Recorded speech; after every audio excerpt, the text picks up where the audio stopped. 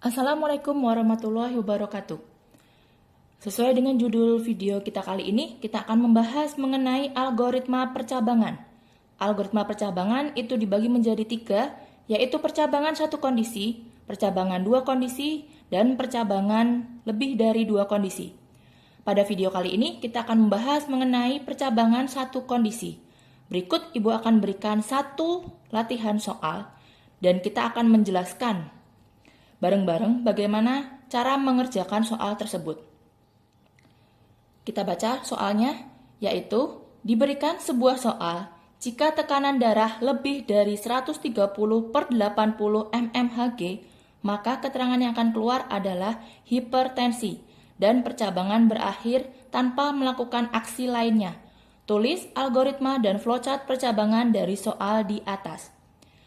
Untuk mempermudah kalian mengerjakan soal di sini, kalian harus mencari kata kunci dari soal ini. Nah, kata kunci dari soal di sini itu adalah yang pertama adalah tekanan darah. Kata kunci yang kedua itu adalah tekanan darah lebih dari 130/80 mmHg. Lalu kata kunci yang ketiga itu adalah keterangan.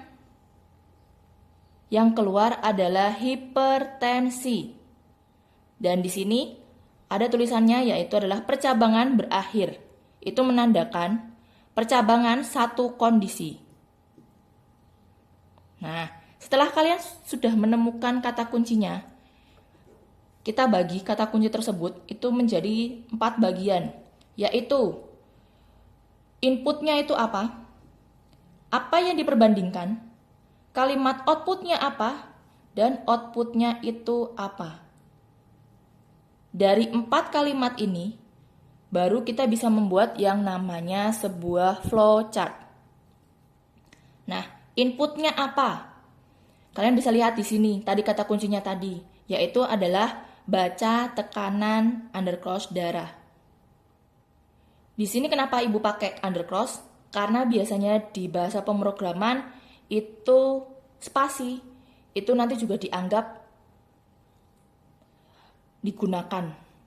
Nah, untuk mengamankan biar dia nanti ketika dibaca oleh bahasa pemrograman, itu untuk mengamankannya, spasi itu diberi tanda undercross.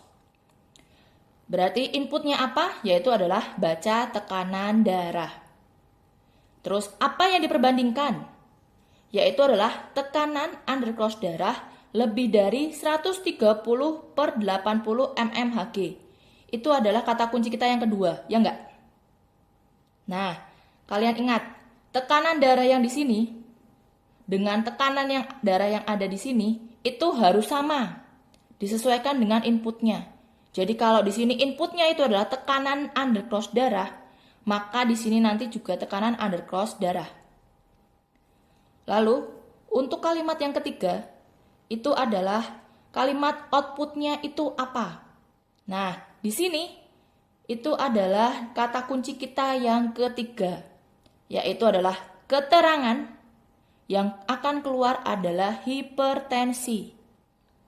Nah, berarti di sini ada tulisannya keterangan sama dengan tanda petik 2, hipertensi, petik 2. Outputnya apa? Yaitu adalah cetak keterangan.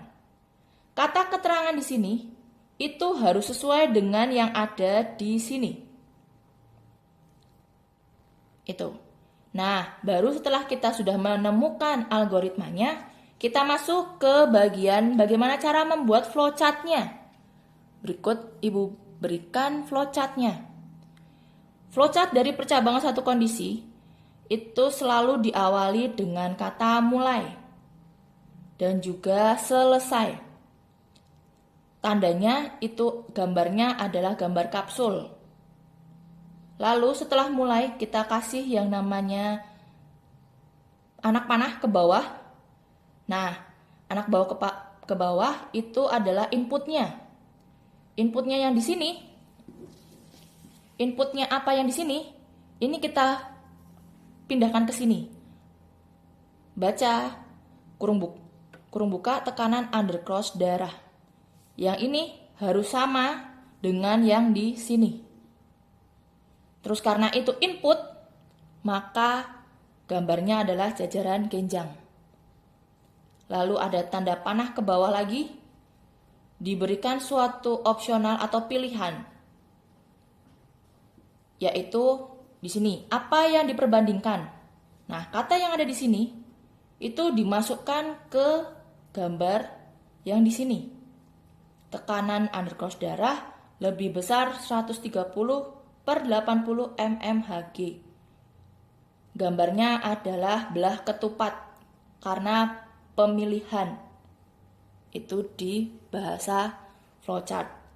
Lalu, jika benar, ada tanda panah ke bawah, jika benar, maka keluarannya atau outputnya itu adalah keterangan sama dengan petik hipertensi. Ini tandanya adalah tanda kotak persegi panjang. Itu diambil dari yang di sini, kalimat yang ketiga. Lalu, jikalau benar lagi, maka dia akan menampilkan cetak keterangan. Ini yang kalimat keempat. Di sini bentuknya adalah output, di sini output,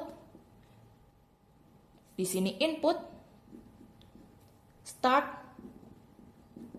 and decision atau pilihan. Nah, jikalau salah, maka dia langsung selesai. Kata benar dan kata salah ini harus kalian tuliskan agar jelas alur dari flowchartnya ini. Gini. Ada. Sudah? Sampai di sini paham untuk materi kita mengenai percabangan satu kondisi? Oke, cukup sekian video kita untuk kali ini. Sampai berjumpa di video selanjutnya. Salam berbagi ilmu.